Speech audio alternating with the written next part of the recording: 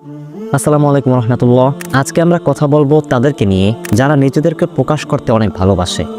যে কোনো কাজ বা যে কোনো অর্জন তারা কাউকে না বলে থাকতেই পারে না। Welcome to a new story of changing perspectives. এক রাজ্যে অনেক বুদ্ধিমান একজন মন্ত্রী ছিলেন, যার কাছে মোটামুটি সকল সমস্যা সমাধান থাকতো এবং সেই রাজ্যের রাজা তার মন্ত্রীর কাছে জিজ্ঞেস না করে কোনো সিদ্ধান্ত নিতেন না, যার কারণে রাজ্যের অন্যান্য মন্ত্রীরা তার উপর অনেক হিংসা করত। একদিন রাজা সেই মন্ত্রীকে বলে, মন্ত্রী, আপনি তো অনেক স্মার্ট এবং বুদ্ধিমান, কিন্তু আপনার ছেলে খুবই বোকা, তার কমন সেন্সটা পর্যন্ত নাই। এই কথা শুনে মন্ত্রী ভালো লাগে না কথাটা এবং রাজাকে জিজ্ঞেস করে, মহারাজ, আপনি এই কথাটা কেন বলতেছেন? আপনার কেন মনে হলো আমার ছেলে একটা বোকা?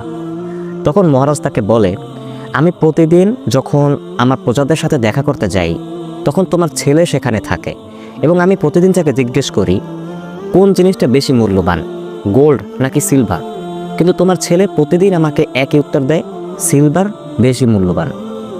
এই কথা শুনে রাজ্যে যত অন্যান্য মন্ত্রীরা ছিল তারা সবাই হাসাহাসি শুরু করে এবং সেই মন্ত্রী খুবই লজ্জা পায় এবং সেখান থেকে চলে যায়।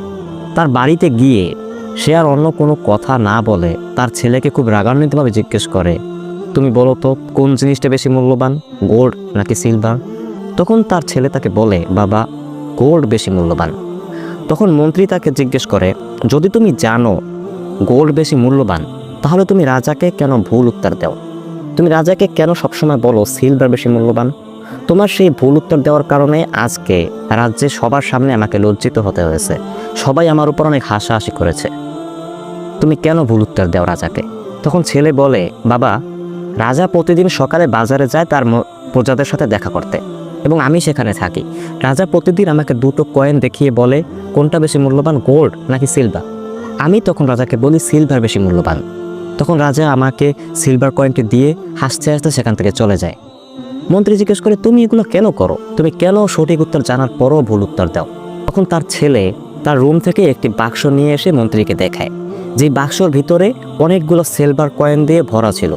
এতগুলো সিলভার কয়েন একসাথে দেখে মন্ত্রী খুব অবাক হয়ে যায় এবং ছেলেকে জিজ্ঞেস করে, এতগুলো সিলভার কয়েন তুমি কোথায় পেলে?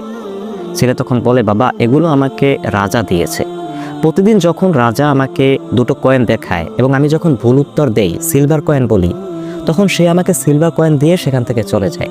কিন্তু আমি যদি রাজাকে প্রথম দিনই সঠিক উত্তর দিয়ে দিতাম, আমি যদি প্রথম দিনই বলতাম গোল্ড বেশি মূল্যবান, তাহলে রাজা আমাকে একটি গোল্ড কয়েন দিয়ে সেখান থেকে চলে যেত। কিন্তু আমি যে প্রতিদিন সিলভার কয়েন পাই, সেই সিলভার কয়েন পাওয়া আমার জন্য বন্ধ হয়ে যেত। রাজা আর আমাকে প্রশ্ন করতো না এবং আমাকে আর সিলভার কয়েন দিত না। মহারাজ আমার ভুল উত্তর উপভোগ করতেন, তিনি অনেক মজা পেতেন আমার উত্তর শুনে এবং আমাকে সিলভার কয়েন দিয়ে সেখান থেকে হাসতে হাসতে চলে যেতেন। সে অনেক উপভোগ করতো আমার উত্তর। বাবা, একটা গোল্ড কয়েনের জন্য প্রতিদিন পাওয়া সিলভার কয়েন আমি হারাতে চাইনি, যার কারণে আমি ভুল উত্তর দিয়েছি এবং রাজা আমাকে প্রতিদিন একটা করে সিলভার কয়েন দিয়ে গেছে। যেখানে আজ এতগুলো সিলভার কয়েন একটা স্বর্ণের কয়েনের থেকে অনেক বেশি মূল্যবান। এটা শুনে মন্ত্রী অনেক খুশি হয়ে যায়। তার ছেলের এত বুদ্ধি দেখে সে আনন্দিত হয়ে যায় এবং সে বুঝতে পারে তার ছেলেকে কেন সবাই বোকা মনে করে এবং সাথে সে এটাও বুঝতে পারে তার ছেলের ভিতরে এমন কিছু আছে যেটা সাধারণ মানুষ বুঝতে পারবে না। তারপর থেকে যখন মন্ত্রীকে কেউ বলে তোমার ছেলে অনেক বোকা, মন্ত্রী লজ্জা না পেয়ে মন খারাপ না করে হেসে সেখান থেকে চলে যায়, কারণ সে জানে তার ছেলে কতটা বুদ্ধিমান। আর তার ছেলে তার বুদ্ধির কথা কাউকে বলে না, তার প্ল্যানের কথা কাউকে জানায় না। এটাও তার বুদ্ধিমত্তার অনেক বড় একটা পরিচয়। ভাই, এমন অনেক মানুষ আছে যারা ছোট ছোট কাজ করেও মানুষকে অনেক বলে বেড়ায়। তারা মনে করে তাদের অর্জন যদি মানুষকে না জানাতে পারে তাহলে তাদের অর্জন হয়তো পূর্ণতাই পায় না, এমন একটা চিন্তাভাবনা নিয়ে থাকে। বিপরীতভাবে এমন অনেক মানুষ আছে যাদেরকে সচরাচর দেখা যায় না, তাদের সম্পর্কে বেশি ধারণা করা যায় না, তারা কোথায় যায়, কি করে সেগুলো বোঝা যায় না এবং তারা মানুষের প্রশংসা পাওয়ার জন্য কাজ করে না, তারা গোপনে গোপনে কিছু একটা করে।